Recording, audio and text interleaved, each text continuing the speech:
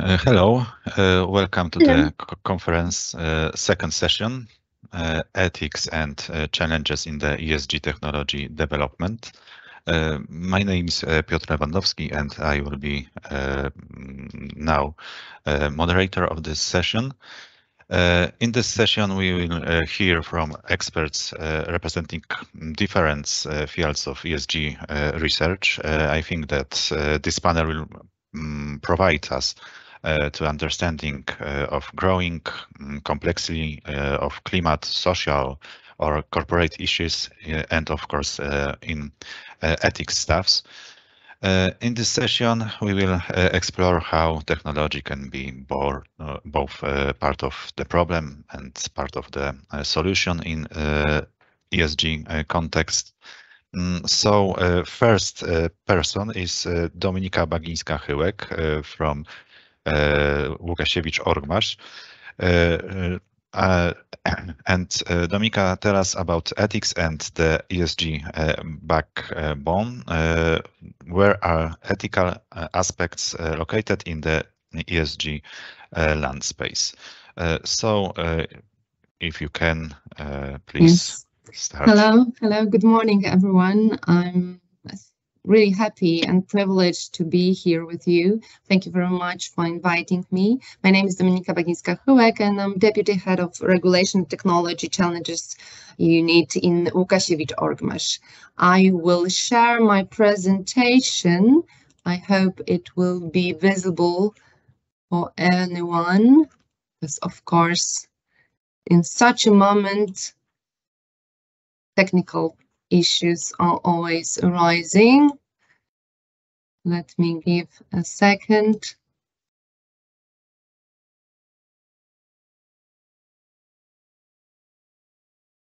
Okay.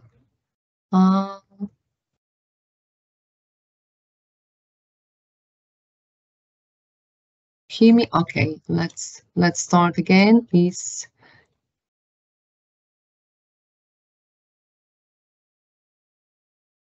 Yes, we see. Okay, perfect.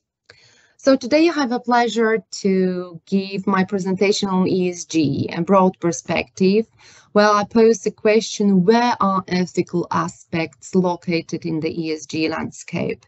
Before I move to ESG, let me start with,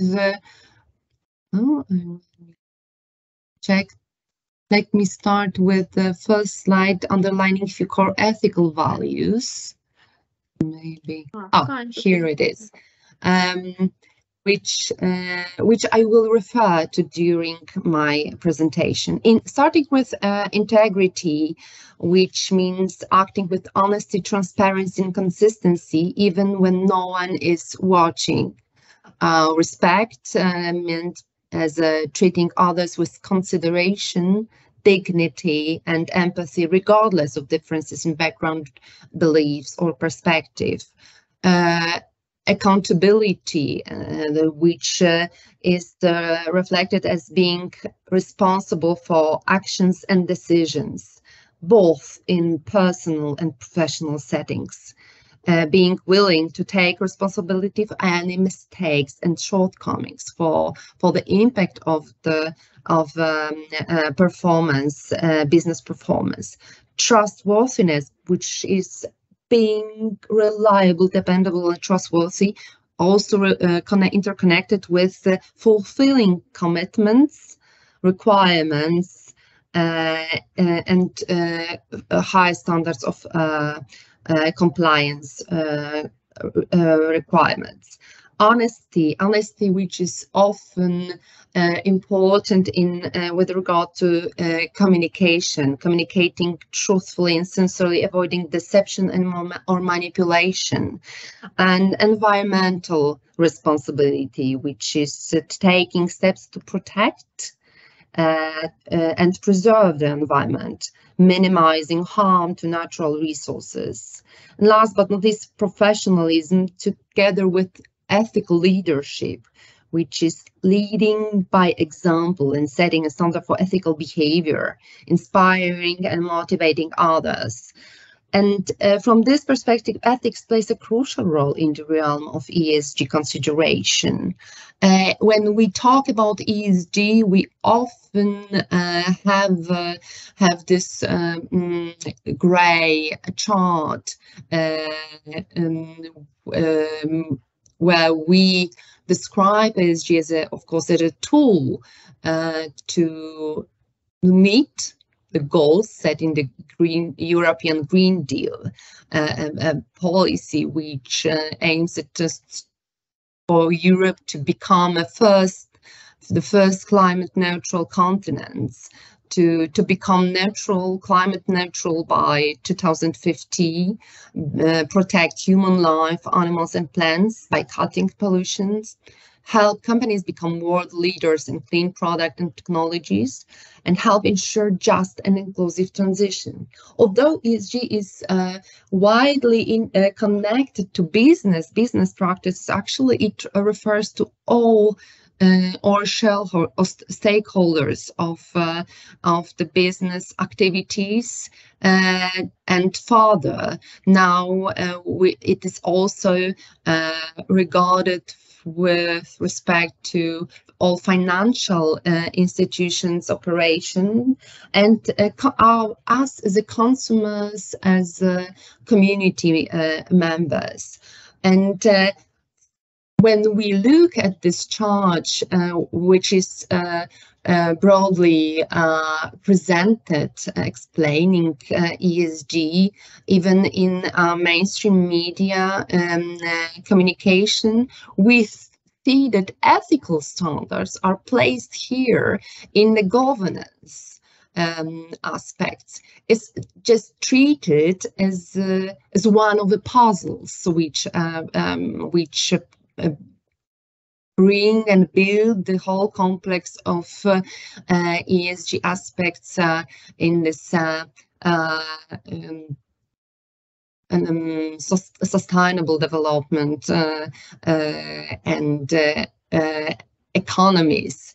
And this is quite misleading, as it has been already mentioned by posing this question on at the end of this first session, I guess by Patricia, when we ask about when the business become more ethical, when it happens that it is ethics aspects are also of a high importance in business models and operations. And from this point, I fully agree with this reply, with this argument that was actually posed that law is interconnected with ethics. And here we have actually this example when legal regulations pushes us to act ethically. Here we have several examples. When we talk about environmental issues, which includes companies' impact on the environment, such as its carbon footprint, use of natural resources, and efforts towards sustainability, we also should regard ethical consideration, posing such questions like, is the company minimizing harm to the environment? Is it actively working to mitigate its impact on climate change? Also, social aspects are crucial to talk about social companies' impact on society. It covers aspects like labor practices, human rights, diversity, inclusion, and community engagement. And ethical considerations might involve questions like, does the company treat its employees fairly and with respect? Does it engage in responsible sourcing and supply chain practices? Already mentioned governance. When we perceive it as with regard to ethical values. It deals with how a company is managed and governed.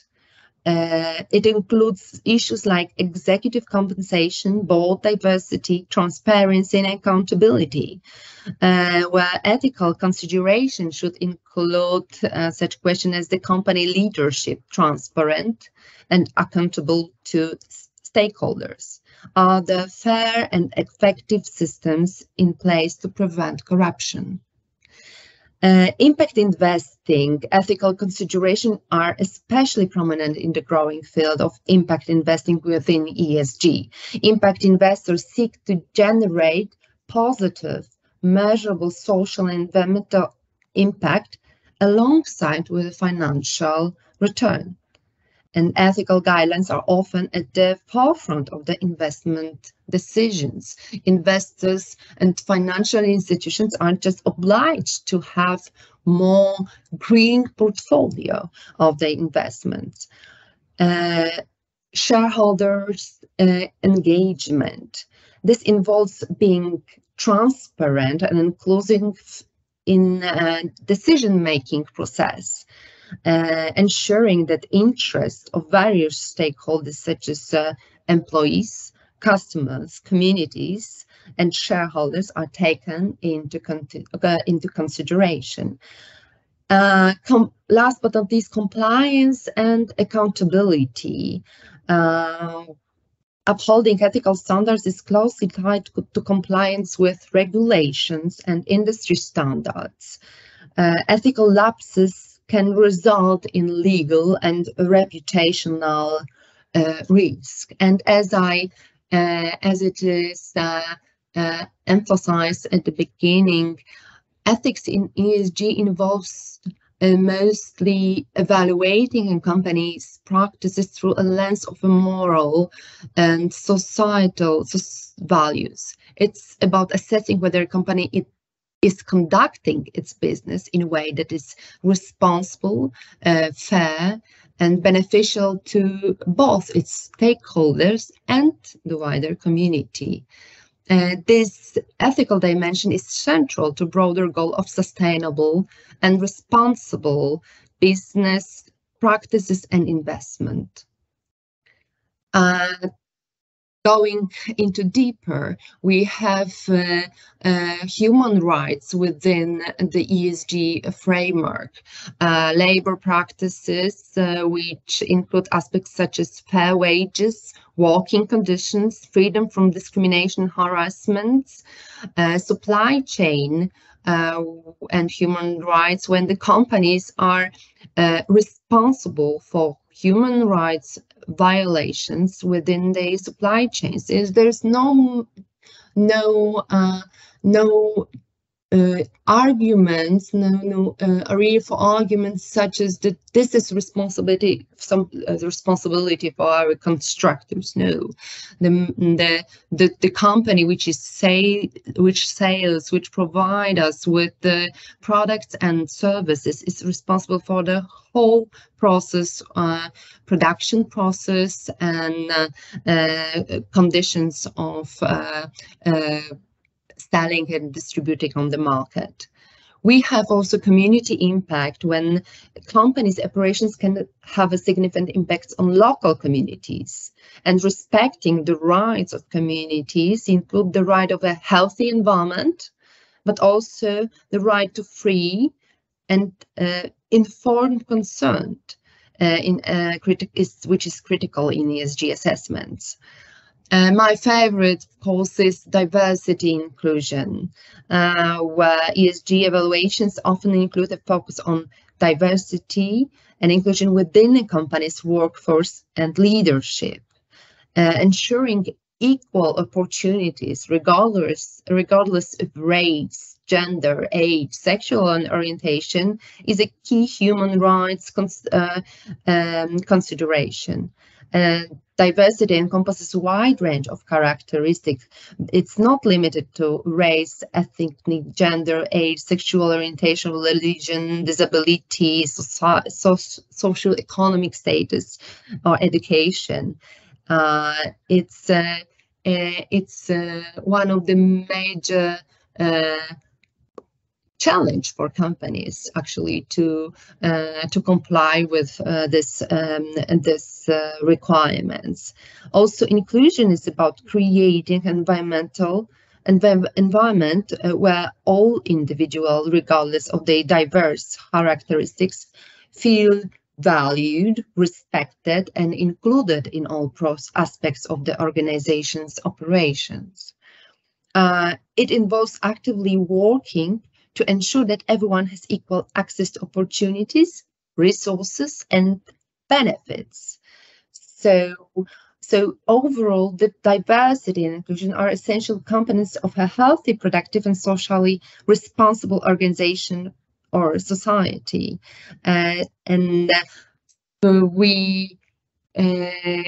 When we look at human rights, there are also important aspects referring to also privacy and data protection, which also has been mentioned during this conference. We have access to essential services that the companies that should provide essential services like healthcare, education, or utilities that are expected to do so in a manner that respects individual human rights to access these services without discrimination. And freedom from discrimination, harassment, and last but not least, respecting the right of affected communities to be informed and consulted about projects that may affect them. It's human rights is not only ethical imperative, but also contributes to sustainable and responsible business practices. It helps build trust with stakeholders, reduces legal and reputational risks, and supports long-term business success. Going into deeper, we have very detailed tools for sustainable reporting. We have chart with European sustainability reporting standards that encourages companies to report on their sustainability practices, and which is also commitment to ethical requirements. These standards are designed to provide a common framework for companies to report on their sustainability performance and impacts. And when we look at this main cross-cutting standards, there are general principles and general disclosures that are obligatory to comply and to be transparent with all the declarations sometimes and those facts we are reporting and disclose in our reports. Last but not least, saying about ethics in ESG is cannot avoid emphasizing greenwashing, these practices that mislead consumers with real impact of the products, when we have misleading labels, certifications, ambiguous language used on the products like eco-friendly, green, bio, natural. We have very often using images, graphics, and branding that convey a natural, environmentally friendly image, even if it doesn't represent the company's practices. Therefore, additional regulations or additional directives are building the ESG implementation ecosystem just to avoid such misleading activities by business. And this comes to the the discussion on reevaluation of business model. The escalating climate crisis has prompted a critical reevaluation of it across industries to address global challenges like climate change. Businesses are increasingly considering sustainability, resilience, and environmental impact as a central components of their strategies. Here are some key shifts and adaptations in business models. We have transitions to sustainable practices, especially focusing on using renewable energy sources to reduce carbon emission and transition away from fossil fuels. We have, of course, a widely popular issue related to circular economy. Being in Łukasiewicz Research Network, we couldn't avoid underlining innovation and technology adaptation that contribute to environmental conservation and sustainable resource management, smart infrastructure, the whole aspects of supply chain transformation and transparency, regulatory compliance and advocacy.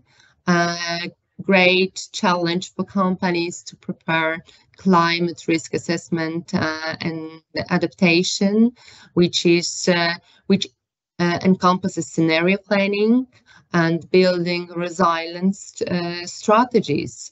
And last but not least, as I already mentioned, stakeholders engagement and reporting when we look at transparent communication and engaging all actors to have a right to comment, to give their perspectives in this process, especially in sustainability reporting.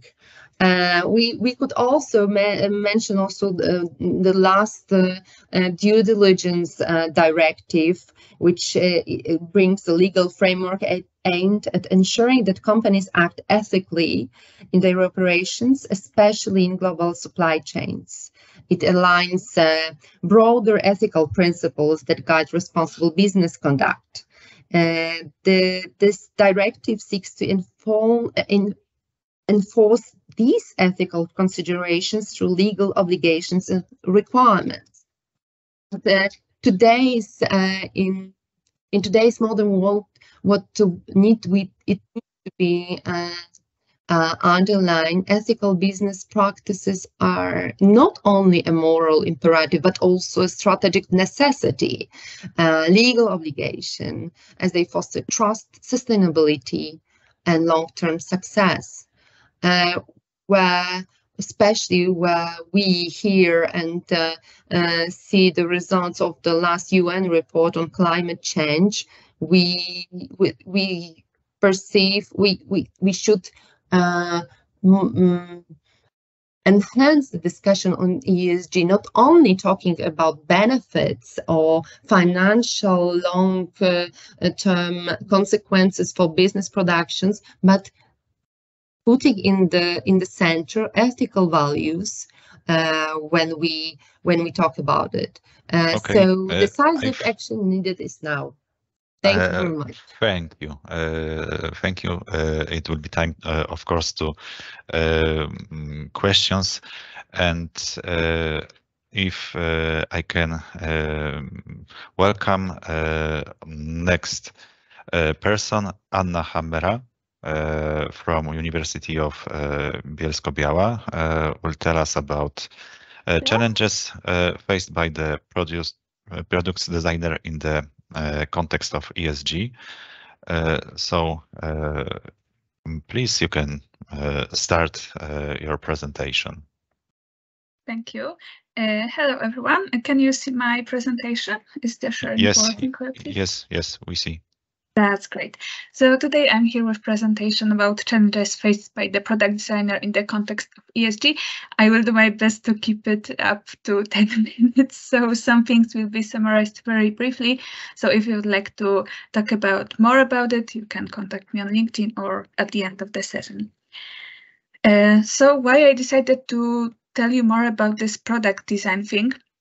Because I work as a product designer, I work in IT industry since 2015. I'm third year PhD student at the University of Bielsko-Biała, and I spent my life in this UX, UI, and product design topics.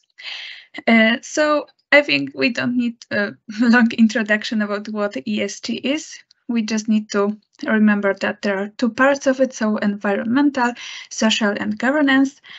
And I will tell you a few words about the product design. What is it? Because I don't know if everyone is aware. So product design has got three elements again.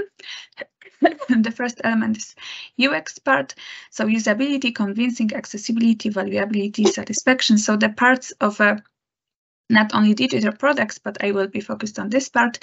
But things that we cannot see, we can feel it. It's the part of the user experience. Then the second part will be UI, so user interface. There are things that we can see on digital products as typography, color schemes, buttons, contents, pictures, and things that we can see. And the middle part is business. So this is the difference between UX, UI designer and product designer. So product designer is someone who is taking part of the UX, UI part, but also with all these business things. So what can I do as a product designer in this ESG topic? So first of all, and the most important thing in my opinion, is to understand sustainable product design and my impact on the organization. So I don't have to be the CEO or the high-level manager to do anything in this ESG topic. I can start as just a specialist level employee and implement ESG ideas in my daily work. So what I can do, very specific things. So design with energy efficiency in mind. So I can optimize websites and applications to reduce energy consumption. So for example, I can prepare dark modes, I can think about image compression, and of course, the biggest part is on efficient code, but it's more on development team part than on the designer. Slow loading websites not only frustrate users, but also drain energy resources. So we would like to prepare as fast platforms and websites as we can. And of course, encouraging users to adapt energy saving practices. For example, by automatically turning off applications after a specific period of inactivity, or we can, for example, after 10 minutes without any action, we can make the brightness level lower, or things like that. It's, of course, again, the part of UX design. Then the second part, we've got minimalism in design. So we should optimize user journeys. So how the journey of the user from the very beginning of starting the application to finalizing the task, it should be the shortest as we can prepare it. Yeah. So we should reduce the numbers of steps. We should eliminate all unnecessary interactions, animations, and stuff. We also should reduce visual clutter and create very simple, intuitive interfaces. Anything that is unnecessary should be deleted. Next part is accessibility and inclusivity. It's of course a part of the social part of ESG.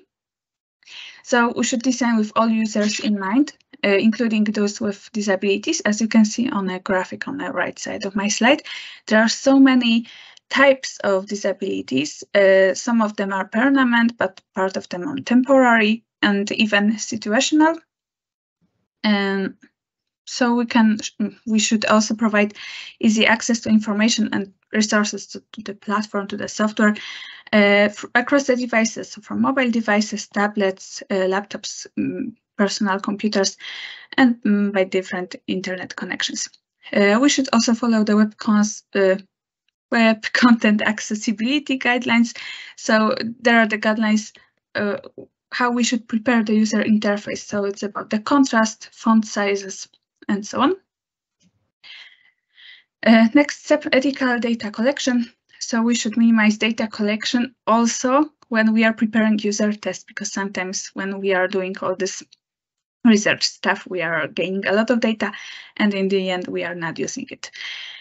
We should be transparent in the use of data and give users control over the data. So we should show it on appropriate UI components with messages that will help users understand how all this data collection works, what they can delete, and so on. Very important part, in my opinion, the most important, is to provide training and education.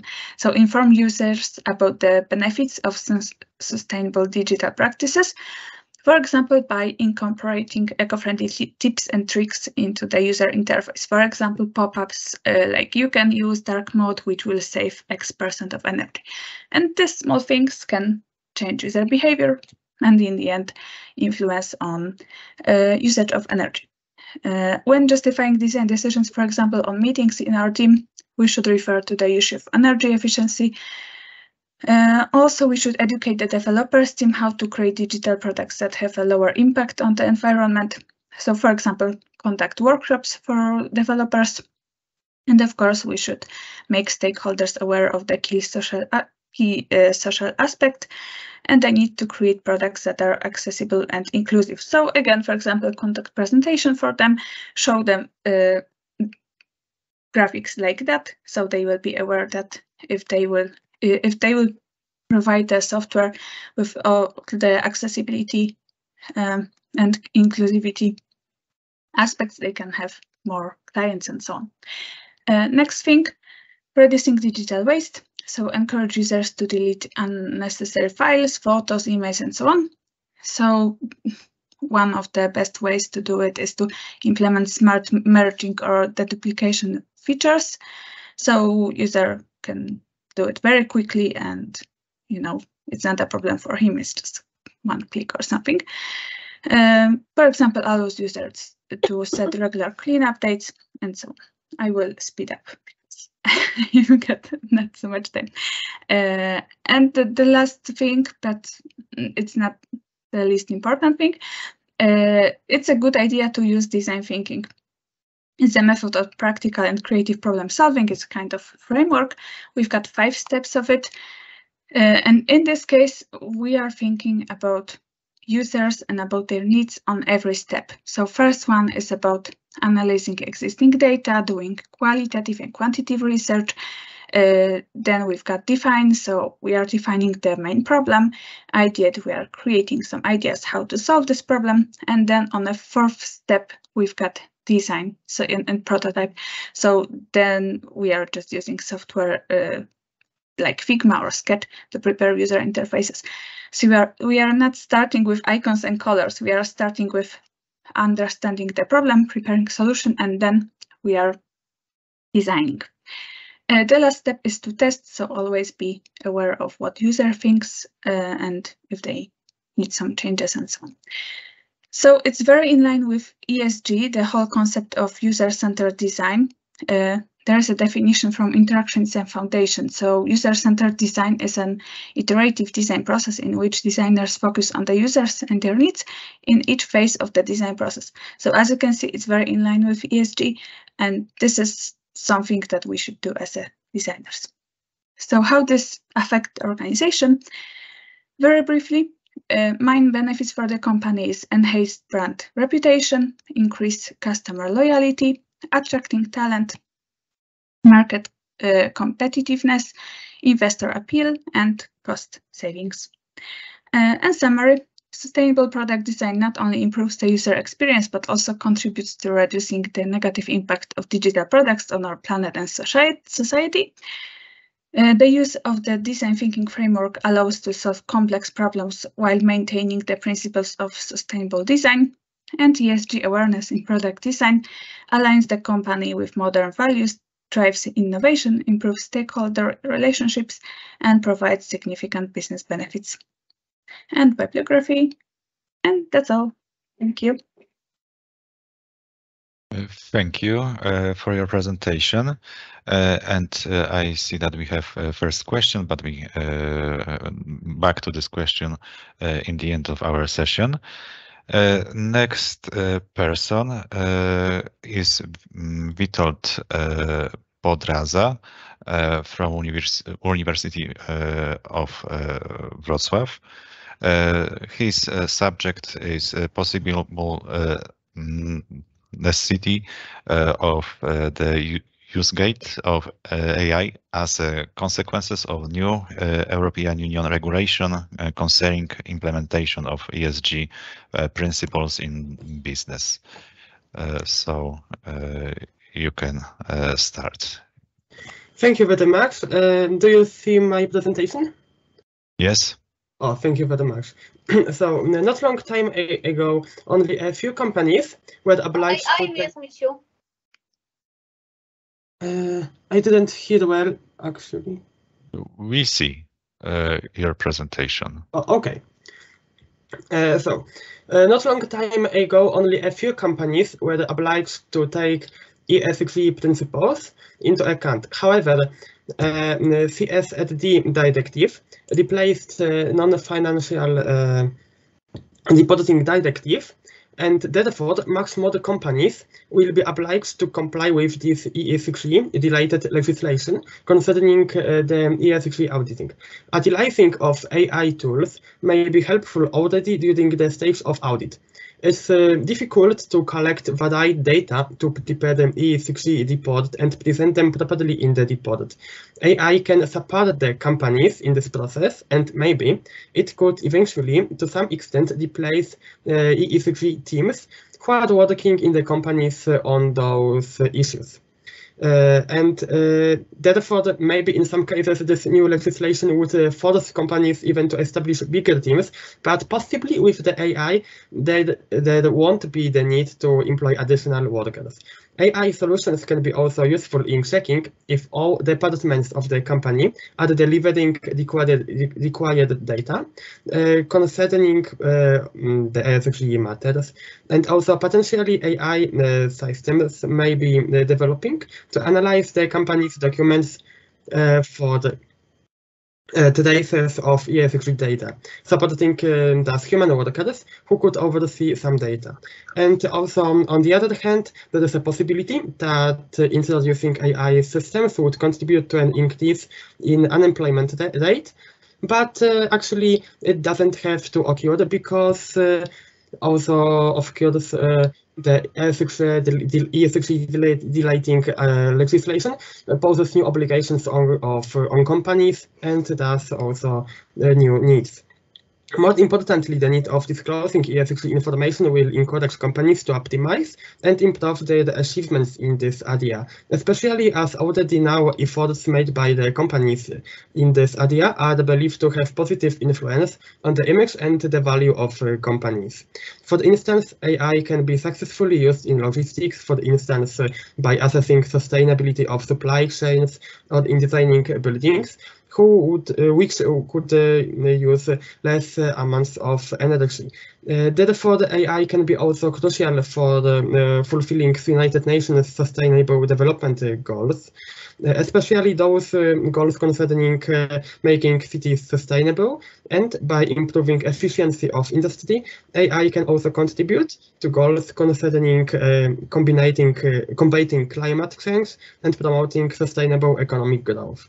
Achieving technological innovation itself is also target 8.2 of United Nations Sustainable Development Goals, while the other targets concern such matters as supporting productive activities or improving efficiency in consumption.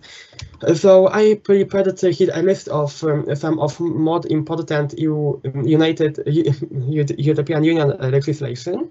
Of course, some of this legislation takes also account into United Nations documents. There is a lot of those legislative acts, so I don't have listed all of them here. But the most important also the so-called taxonomy regulation is important because it determines conditions of sustainable economic activity. It's especially tempting to optimize the matters by adopting AI. And this solution can also improve efficiency of analyzing data, procuring the process better and faster than humans can. In the light of this, it could be assumed that applying AI could not only be a measure of minimalization of cost by the new legislation, but also a measure of improving economic efficiency of companies. In economical press, it's also already now mentioned that companies will be prone to apply AI to improve ESG sphere, not only because of new legislation, but also because of the striving to improve the image as sustainable companies, because it also attracts the investors and improves their position on the market. It should be also noted that even for the new ESG applications will concern in the beginning only the biggest companies, also the smaller ones could be forced to implement the ESG strategy earlier, not because of the effect of the new European Union law, which won't be binding on them in the beginning, but because of the economic strategy, because bigger companies won't be prone to cooperate with business disregarding ESG. Of course, also the fear of possible punishments will have the effect on the bigger companies. But with respect to the smaller companies, there is also another problem, because the bigger companies could use AI in the ESG sphere to improve their market position, and therefore they can win also additional improvement over the smaller companies. So smaller companies, in order not to stay behind the bigger ones, will also be forced, maybe, to implement AI systems with respect to ESG-related matters. So maybe actually the companies will be forced to apply these systems. There is also additional issue, so I have already spoken about it, and also importance of AI in introduction ESG principles has also been mentioned. So maybe let's go to European Single Access Point. So this has not been enacted yet, but this is because the legislative procedure is still ongoing, but this is a digital platform for the companies providing financial services, which would encompass also non-financial ESG data. However, those data should be aggregated in an uniform way, and this process may be more effective with the usage of AI on one hand, and on the other hand, AI could be used to make data publicly available, and this has to be made publicly available, because when this legislation concerning European Single Access Point will be enforced, there will be new obligations concerning disclosure of those data. So AI could be also the very helpful mean of preparing the depots for this platform of European Single Access Point. So, at first glance, it can be assumed that AI in management and governance in business will increase in its meaning. However, we have to mention a few concerns. Firstly, AI maybe, and this is some kind of paradox, that AI may be contrary to ESG principles itself, because AI can use, on the one hand, huge amount of electricity, and this is one problem. Another problem is also the way in which AI are designed, because we know the problem is that some companies are developing AI with the workers from developing countries, and they are working in the labor conditions which are actually compared to sweatshops. So this is one issue which should be taken into account. Another issue is also the safety of the data, because generating more data for the sake of using AI and also using AI itself poses new dangers for the safety of those data. Another issue is also using the AI in the sphere of human resources, because actually In this thread, there is a place for introducing some kind of automatization. AI systems could contribute to better assessment of both the needs of workers and possible improvements. The company could introduce, with respect to those matters of workers and management, the improvements suggested by the AI. However, according to the proposal for the legislation of the European Parliament and of the Council laying down the harmonized rules on artificial intelligence and or the so-called Artificial Intelligence Act, using AI in human resources matters is considered to be high risk because of the risk that AI could be let's say, petrify existing discrimination or the bias in the field of human resources.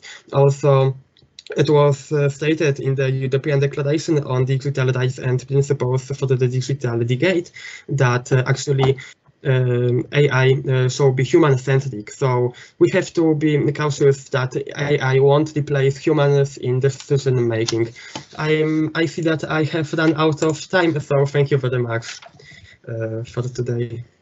Thank you for your presentation. It's very interesting, especially in AI context and ESG. We are waiting for AI Act, so it's especially interested. Next person is Zuzanna Machniak from Jagiellonian University. And I ask Zuzanna is present because I don't see her. I think that she is absent. So if we can start make a part of Q&A question. And I see that we have on chat some kind of discussion. And I saw first question from Patricia, and maybe Patricia, if you can ask. Yes, thank you, Anna, for your answer on the chat. Maybe you can tell us more about the question and for everyone to hear it. I'm very interested in neurodivergent people's needs. I'm a psychologist and making design and making products that are good and useful for neurodivergent is a very interesting topic. I can see on your on the website that you sent that there was something about control of the noise for ADHD people, and I think that's very useful and important.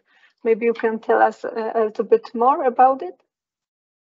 Yeah, of course. So when we are talking about neurodiversity, I think that there are few points on my design framework process where we can think about them. So first of all, as I wrote in the comment, we've got the first step of design thinking framework, which is called emphasization or emphasize or discovery. So in this step, we would like to know as much as we can about the final users. So it will depend on a product, of course, because, for example, digital product that is used by I don't know, teachers will have got a different guidelines and needs than something that is produced by government. Yeah, but this is the first step where we should know anything about the users, like what their needs are, everything about the disabilities, also everything about the neurodiversity. And on the steps, we are doing some tests. So they should tell us how they care about the process, how they care about the fulfilling their needs right now without our product. So how they can deal with it in the current situation.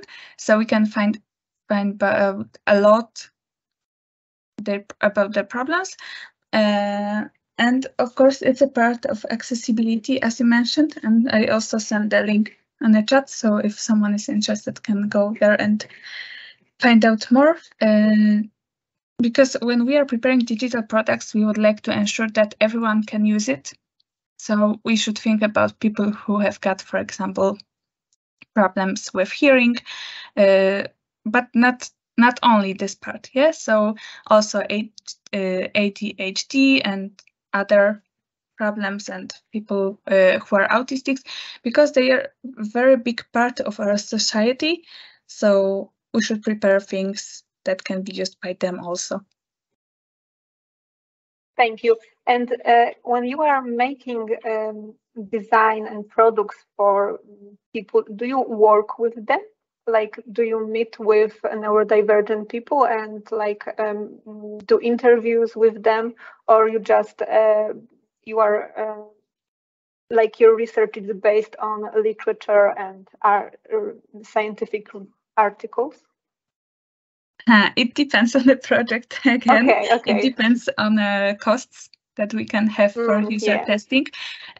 So we've got two steps where we can talk with users. So the first one is this emphasize phase, and the last one testing. So when I'm preparing some designs and then converting them into interactive prototypes and so on, I'm scheduling meetings with some users, of course, not 100 people, but there are one-on-one sessions with, for example, 10 or 15 people who are using my prototype, and then I can gain some feedback from them. So before putting all these designs and prototypes into development team, we are checking these things with final users. So of course there is a space to consult things with people. Thank you. I see that Zuzanna Machniak from Jagiellonian University is present on our conference. So maybe we can back to presentation.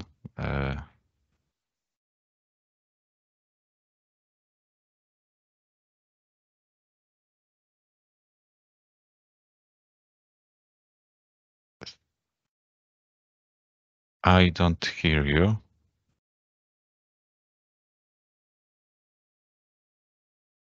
No, maybe it's a technical problem because I don't hear.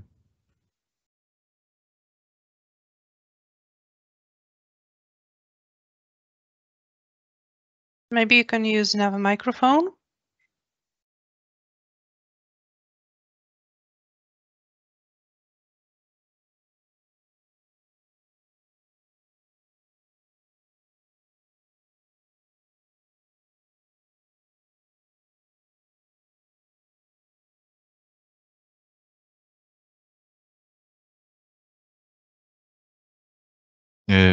So it's kind of technical problem. We will wait for Zuzanna, but we can back to the questions, I think. And the next question is, I think I see that Anna make answer on the chat. But maybe I will find a question from Ikonen, Veiko. Question to Anna. Maybe if you are Ikonen, maybe you can ask. Yeah, thanks. Yeah, I'm Veiko Ikonen from Technical Research Center of Finland, and I asked that can you really influence to the design of these products? But Anna already answered that it's mostly digital products that she's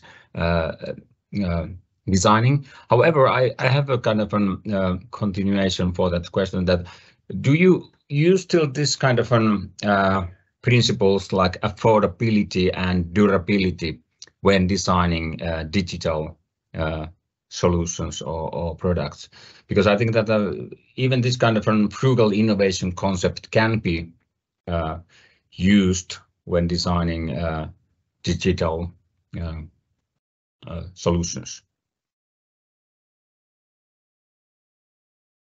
Could you please repeat the first part of your question? Because I think that I had some technical issues. Okay. I did not understood. Okay. So if I'm using which principles?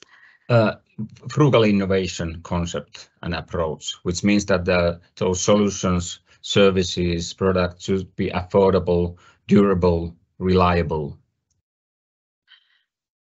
Yeah, I think it's maybe not really these principles called this way, but we've got something very similar that we called heuristics of Norman Nielsen. So it's more something about making the product this way, but it's not, word on word, as you said. Exactly. Yeah. The similar approaches, different terms. Yeah. Thank you, Anna. Yeah. Thank you. Thank you. Maybe we can try again, show Zuzanna presentation. If you can try.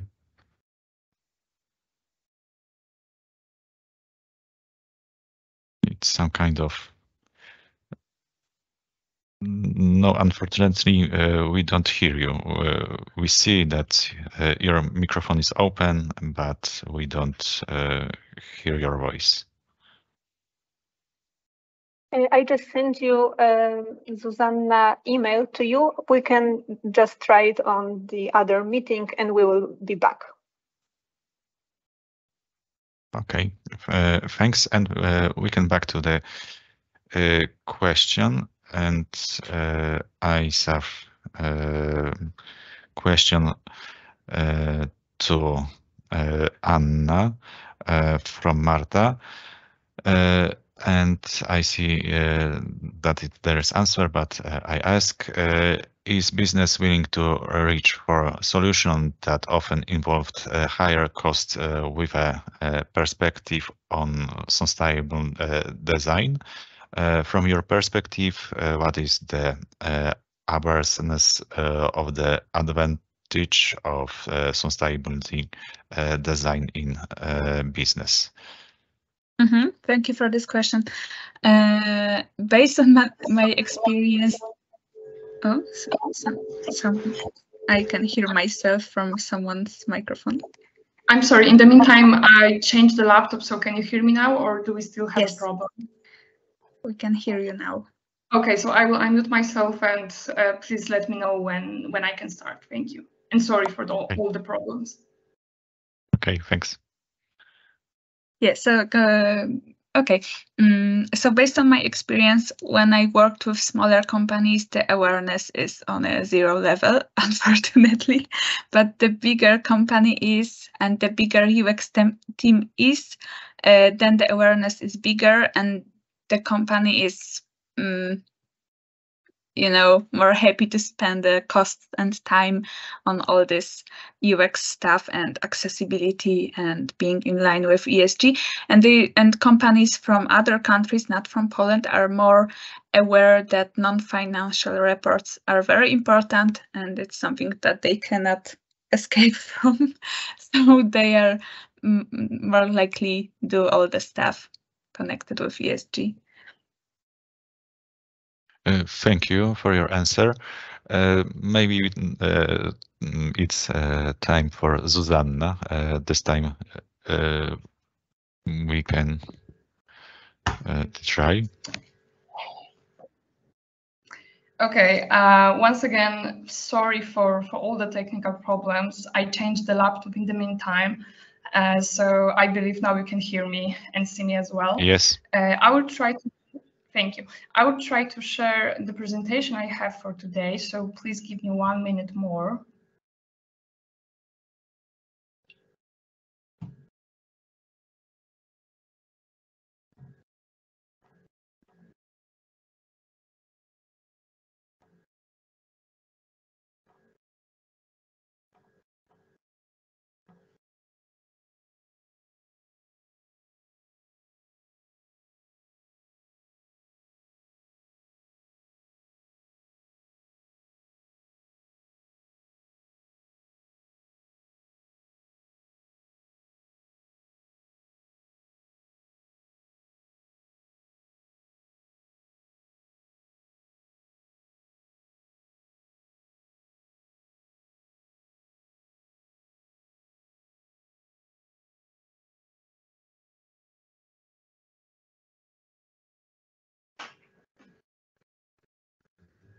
Okay, we're finally getting there.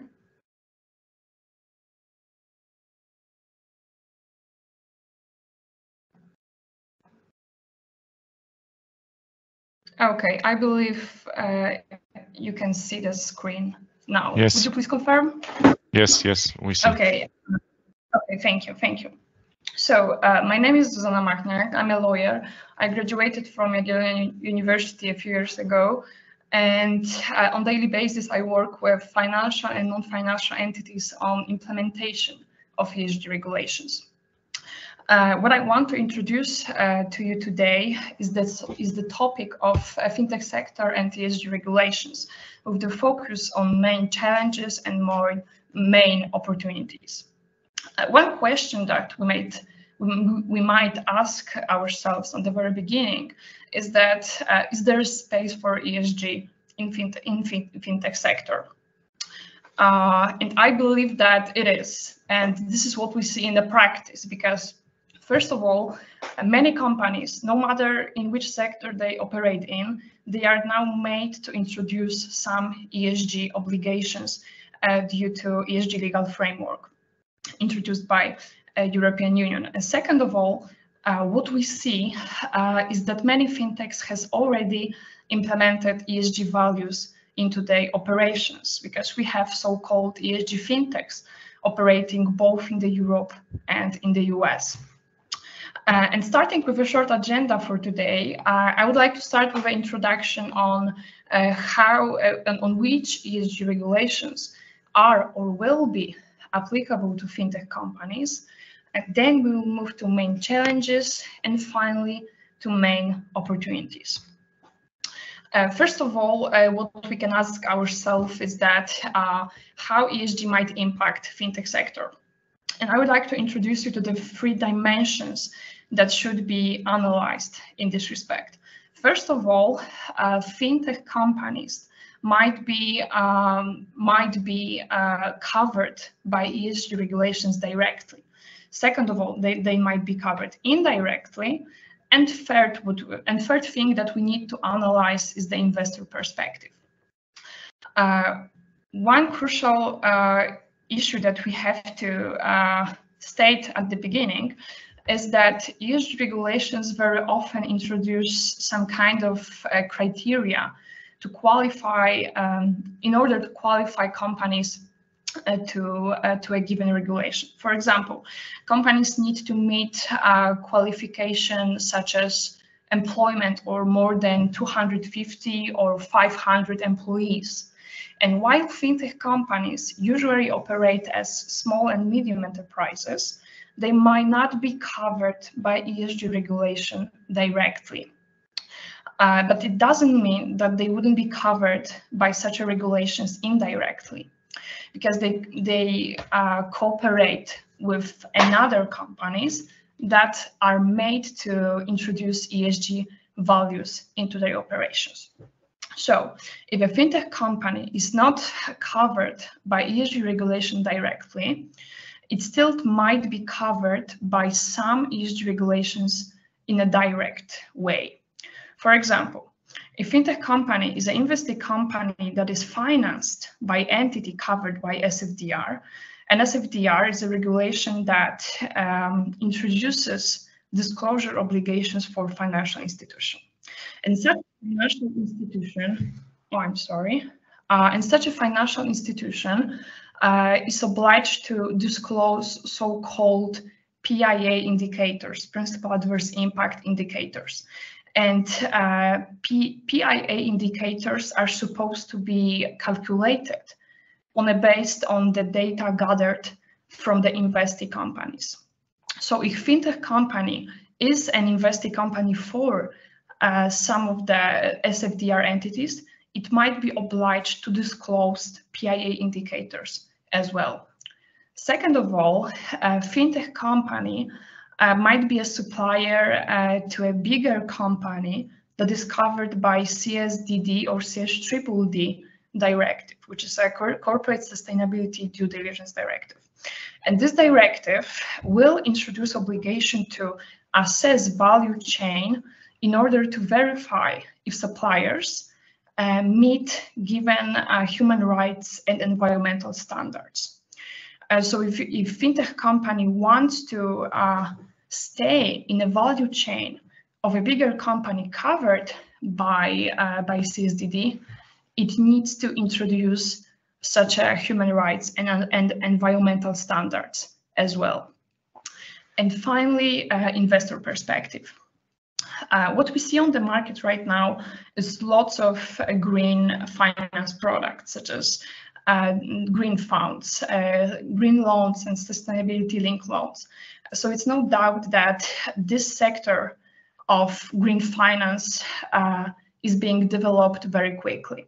So if fintech company wants to be financed, wants to get financing from institutional investors, it might be more easier for them to get financing if the aim of the on investing will be sustainable. So what I want you to remember from this slide is that it's not only about direct application.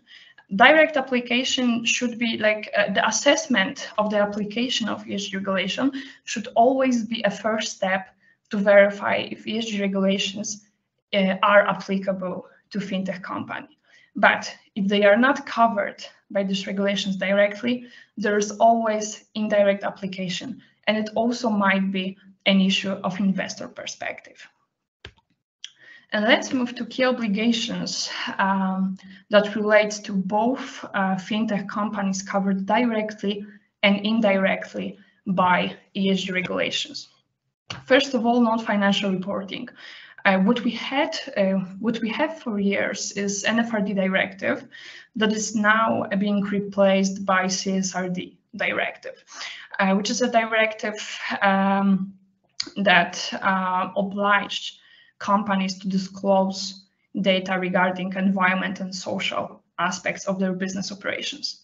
What we also have is taxonomy regulations that supplements non-financial reporting obligation by obligation to state if the operation of the company are sustainable in environmental manner. What we also, another important point is obligations that are applicable to financial institutions. Financial institutions are one of the most regulated entities on the market, and some financial institutions also qualify as fintech companies.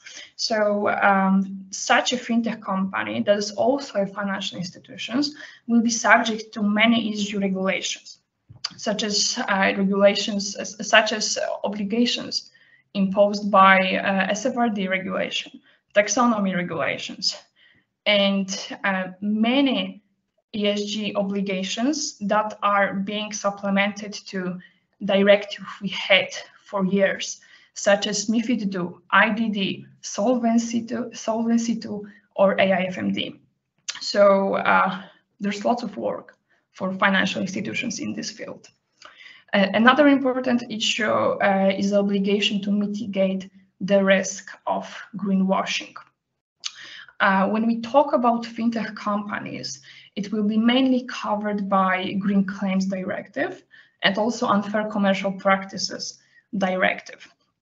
I will talk about greenwashing on the next slide, so I will move to another issue, which is another obligation, which is obligations that relates to suppliers.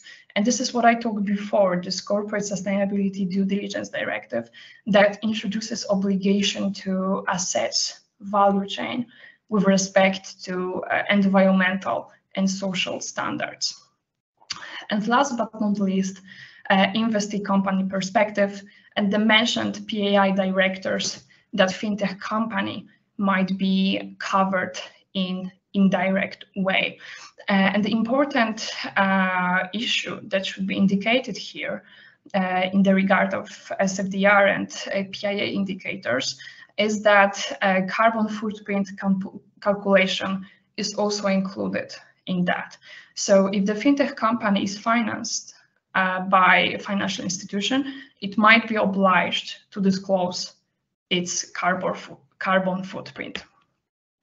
And moving to main challenges that are related to these ESG obligations, I would say that most companies that are covered by ESG regulations face quite similar issues, some similar challenges, because what we all have now is, first of all, complicated and inconsistent regulatory network. We have lots of ESG regulations, European regulations, that was introduced and published very quickly. And I would say it started in 2020, because that was, I would say, the first time that European Commission published one of the first ESG regulations that was directly named as one of the ESG regulations, which was SFDR. And from that moment on, European Commission published many other ESG regulations, such as CSRD, CSDD, regulations relating to greenwashing, the package of ESG regulations that introduced changes to many other legal acts that we had before. So if a company hadn't started ESG project years ago, now it is quite complicated to do that without cooperation with third parties, such as lawyers, such as experts in the ESG field. And that is, of course, related to additional cost of introducing ESG into business operation, because companies need to train their staff. If their employees need to, for example, work with green products, with sustainable finance products. In some cases, they need to employ some kind of ESG officer, which is, I would say, employee that acts in a similar way that compliance officer, but in the face, but his or her obligation relates to ESG, and the mentioned cooperation with third parties that might relate to lawyers, to consulting companies, or to third data or to data providers. Another issue that we have is the lack of reliable data, because companies years before, many of them haven't reported ESG or CSR data. And now, having in mind that they are obliged to disclose some kind of ESG data, they need to gather, calculate it, and disclose. And in doing so, they need to make sure that the disclosed data do not pose a risk of greenwashing. So that is one of the main issues, I would say, for both fintech companies and financial institutions and non-financial companies that operates on the market. And I mentioned before that we will talk a little bit more about greenwashing. And what I present you on this slide is a risk areas that are more or less likely to pose a risk of greenwashing. Talking about fintech companies, we mostly think about issuers and investment service providers, if a fintech company also operates as financial institution. And what I present to you is a table developed by ESMA, which is one of the European authorities. So this is a authority perspective on where greenwashing might happen. So first of all, what you can see is that there are many high and medium risk areas for greenwashing. And this is first of all in the field of governance, when you talk about how board and senior management is responsible for ESG, for sustainability in the business operations of the company. It is also ESG strategy, when we set objectives and goals of the company in the field of ESG. When we talk about impact, both past and in the future, And also high-risk areas are also related to sustainability metrics and targets. And what I want you to be aware of is that greenwashing was, I would say, much more likely to happen in the past, because we haven't had any ESG regulations that would state directly that this kind of operations might be qualified as sustainable. And now we have such a definitions. We have that in taxonomy regulation. We have that in SFDR. So it is much easier for the company to qualify their operations or the segment of their operations as sustainable. So, so the good message is that it is easier to mitigate risk in the operations, but what needs to be done is a thorough analysis of every data that company disclose. And it's not only about just marketing communication, because this is the first thing that comes to our mind when we talk about greenwashing. So it's not only marketing communication, it's also internal policies, internal procedures, strategy, both business and this specific ESG strategies that company may have. This is also non-financial report. So I would say it's about everything that company disclose that is related to sustainability or ESG factors. And moving to main opportunities related to ESG in the fintech sector. First of all, I would like what I want to share with you today is a perspective perspective of issuers and SME companies, because fintech institutions usually act as issuers and also qualify as small and medium enterprises. And first of all, having in mind that many financial institutions are obliged to assess ESG factors in their investment decisions,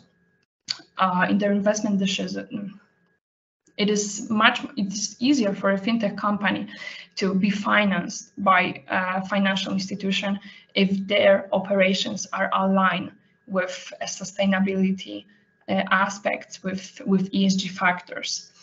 So that is one important opportunity to stay in investment portfolios on financial institutions and to gather investors, institutional investors.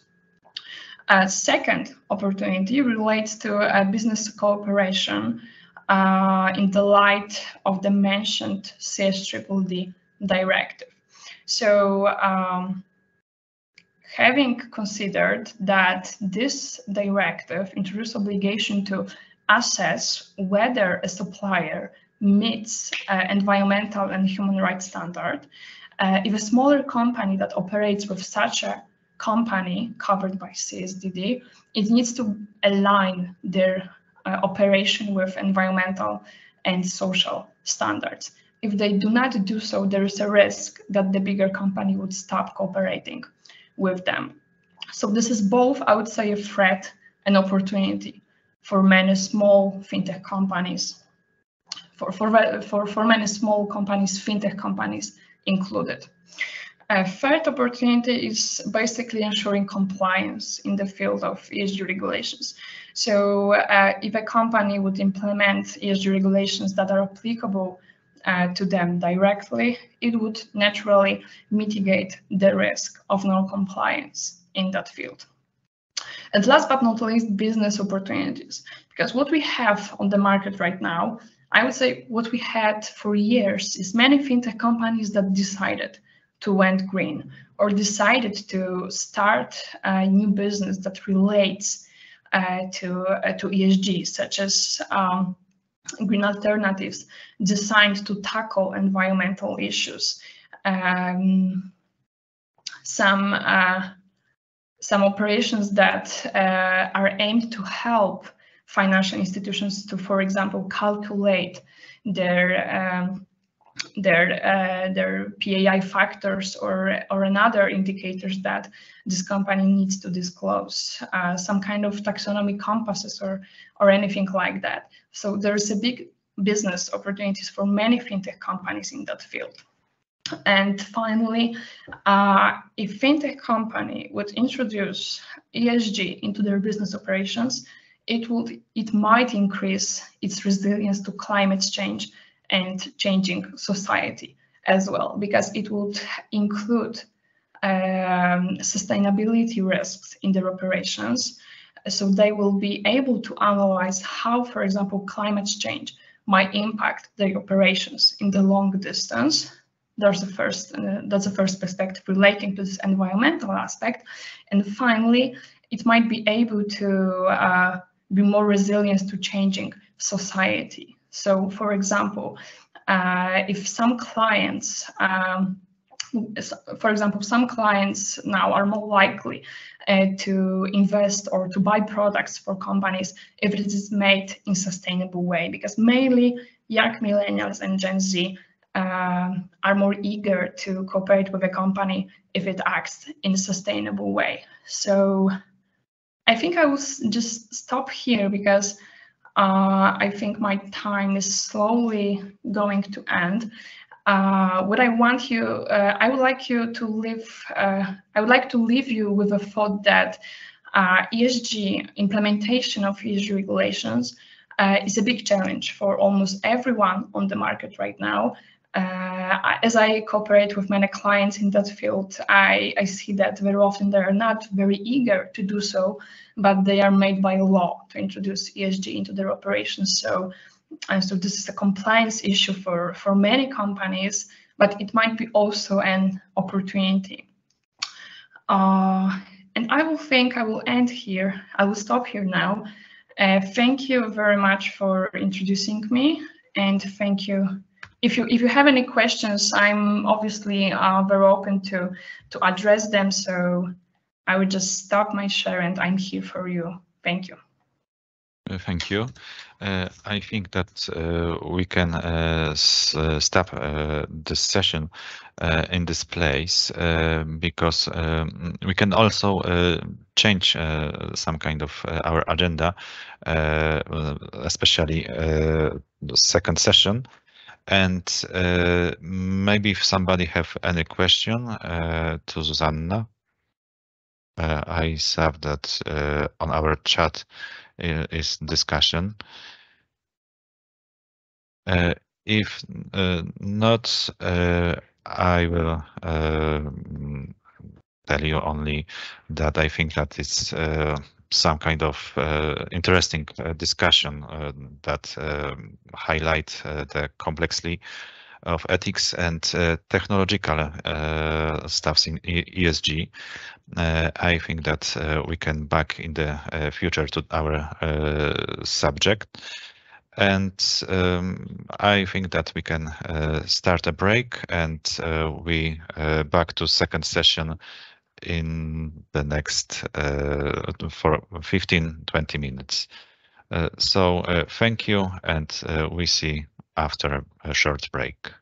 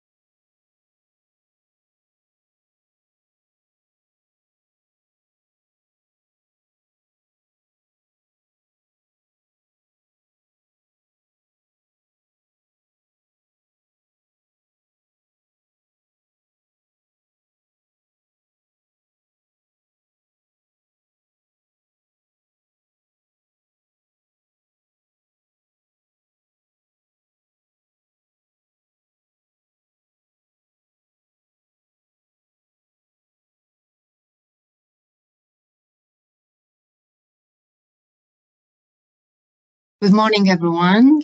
Hello again.